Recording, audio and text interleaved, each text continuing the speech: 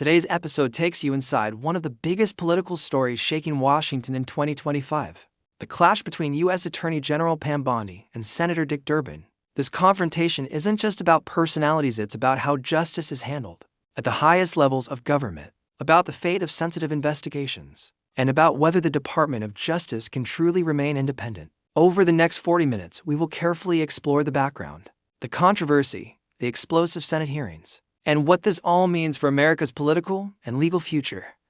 Let's begin with Pam Bondi. She served as Florida's Attorney General from 2011 until 2019, building a reputation as a strong supporter of law and order. After leaving that office, she became closely aligned with Donald Trump, even serving as part of his defense team during his first impeachment. When Trump returned to the presidency in 2025, one of his most controversial decisions was appointing Bondi as U.S. Attorney General.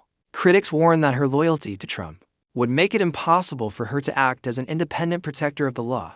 Supporters, however, argued that she had the experience and toughness to clean up what they saw as corruption inside the Department of Justice. Her confirmation hearing was heated, setting the stage for the political battles to come. Now, let's turn to Senator Dick Durbin, a Democrat from Illinois. Durbin is one of the most senior voices in the Senate and serves as a leading member of the Judiciary Committee. Known for his sharp questioning and long history of defending judicial independence, Durbin has often clashed with Republican administrations. In this case, his role has been to press Bondi on how she runs the Department of Justice and whether she is using it to serve Trump's political interests. To understand why Durbin has become such a central figure, we need to look at how the controversy over the Epstein files erupted under Bondi's leadership.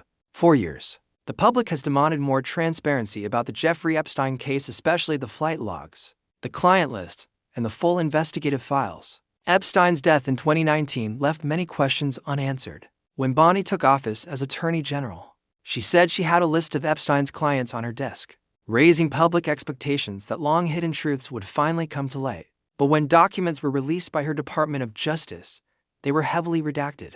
Many critics felt that the release was little more than a cover-up, and Senator Durbin pounced on this point during hearings. He accused Bondi of hiding the truth, while she responded that privacy laws and ongoing investigations prevented her from releasing unredacted material. The tension reached its peak during the October 2025 Senate Judiciary Committee hearing. In a dramatic exchange, Senator Durbin told Bondi that her actions had shattered public trust and politicized the Justice Department. He compared her handling of the DOJ to abuses of power that even Richard Nixon would have considered extreme. Bondi fought back, saying that Democrats themselves had long weaponized the department and that she was simply enforcing the law fairly. The two clashed repeatedly over topics ranging from Epstein's files to the use of federal troops in domestic situations, with each side accusing the other of undermining democracy. This hearing exposed the deeper issues at stake, the balance between executive power and congressional oversight. The Department of Justice is supposed to be independent, yet in practice, the Attorney General serves at the pleasure of the President. If the Attorney General is seen as acting too politically, the entire justice system risks losing credibility. In this case, Bondi's close relationship with Trump makes every decision she takes look partisan to her critics, while her supporters see her as undoing the political bias of the previous administration. Either way, the DOJ's reputation is on the line, and Durbin has made it his mission to highlight those concerns. Let's consider the legal and constitutional stakes. The separation of powers requires that no single branch of government, executive, legislative, or judicial, can dominate. When Congress sees the DOJ acting in ways that appear partisan, it has the authority to conduct investigations, issue subpoenas, and hold hearings, as Durbin is now doing. But the courts also play a role if legal disputes arise over the DOJ's actions. The situation now unfolding recalls the Watergate era, when President Nixon's misuse of the DOJ triggered a constitutional crisis. Many historians are already drawing parallels, suggesting that the United States may be entering a new test of whether its institutions can hold under pressure. Outside of Washington, the public reaction has been explosive. Media coverage is divided along partisan lines, with conservative outlets defending Bondi's decisions as necessary for national security, while liberal outlets accuse her of a blatant cover-up. Social media has amplified the conflict, with hashtags demanding full transparency and others defending Bondi's loyalty to Trump. Polls show that trust in the Department of Justice is falling sharply, with Americans increasingly believing that politics, not fairness, drives the nation's legal system.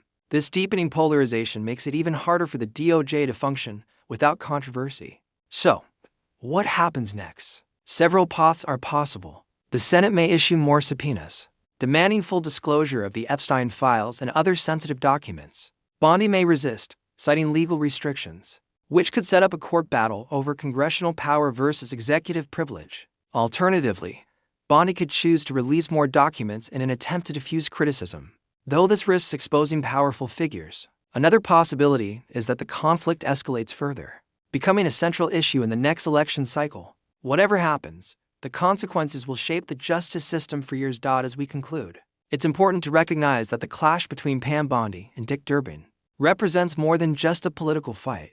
It's a test of whether the Department of Justice can remain a neutral institution. In a time of bitter partisanship, the decisions made in the coming months will determine not only the fate of the Epstein files, but also the credibility of America's legal system. Will the DOJ stand above politics, or will it become permanently seen as a tool of whichever party holds power? The answer to that question will affect every American. That brings us to the end of this 40-minute episode. If you found this breakdown helpful, make sure to subscribe to the channel, hit the like button, and leave a comment with your thoughts on whether Pam Bondi is protecting justice or politicizing it. This story is still developing, and we'll continue to bring you updates as new hearings, revelations, and legal battles unfold. Thank you for watching, and we'll see you in the next episode.